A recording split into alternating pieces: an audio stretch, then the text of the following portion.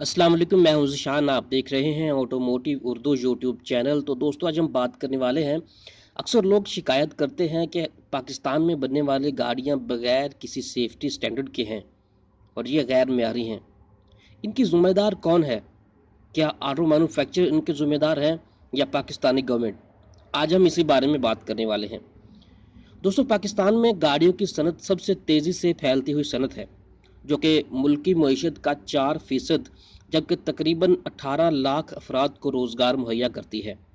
फ़िलहाल मुल्क में 3200 के करीब ऑटो मैन्युफैक्चर प्लांट्स काम कर रहे हैं, जो कि 92 बिलियन पाकिस्तानी या 870 अमेरिकी डॉलर्स की लागत से लगाए गए हैं, जो तकरीबन 20 लाख मोटरसाइकिल्स जबकि 2 लाख गाड़ियां सालाना पैदा करते हैं।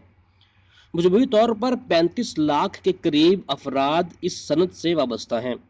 पाकिस्तान की ऑटो इंडस्ट्री को छोटा तस्वुर किया जाता है, जबकि ये तेज़ी से फैलती हुई सनत है। 2014-15 के माली साल में 1,80,000 यूनिट्स फरोख्त किए गए, जो कि 2015-16 में 2.5 लाख से तजावुज कर गए। माजी से आज तक इस इंडस्ट्री में होंडा, टोयोटा और सुजुकी का गलबा रहा है। ये तमाम तर जापानी मैन्युफैक्चरर्स हैं। ताहम 19 मार्च 2016 को पाकिस्तानी गवर्नमेंट ने ऑटो पॉलिसी 2016-2021 मंजूर की, जिसमें नए आने वाले मैन्युफैक्चर के लिए टैक्स मराहत शामिल हैं, जिसके जवाब में रिनॉल्ट, निसान, किया मोटर्स, ऑडी, वॉक्सवैगन और होंडाई ने दिलचस्पी ज़ाहिर की। यहाँ परेशानी और हैरानगी की बात यह है कि पाकिस्तान ने यहाँ कोई ऑटोमोटिव सेफ्टी स्टैंडर्ड या मॉडल अपग्रेड की पॉलिसी मुकर्रर नहीं की और तमाम तर बुनियादी हिफाजती इक़दाम को भी नज़रअंदाज किया गया। यहाँ तक कि पाकिस्तान में बनने वाली बहुत सारी गाड़ियाँ बगैर किसी सेफ्टी फीचर्स के साथ हैं, जो कि आए रोज़ इंसानी ज़िंदगियों के लिए ख़तरे का बायस बनती हैं। बहुत सारे लोग ऑटो मैन्युफैक्चरर को इन खामियों का ज़िम्मेदार ठहराते हैं, लेकिन इन मैन्युफैक्चरर से कहीं ज़्यादा हुकूमत इस बात की ज़िम्मेदार है, जो कि मैन्युफैक्चरर को ऐसी गाड़ियाँ बनाने की इजाज़त देती है जो कि बगैर किसी हिफाजती निज़ाम की हों।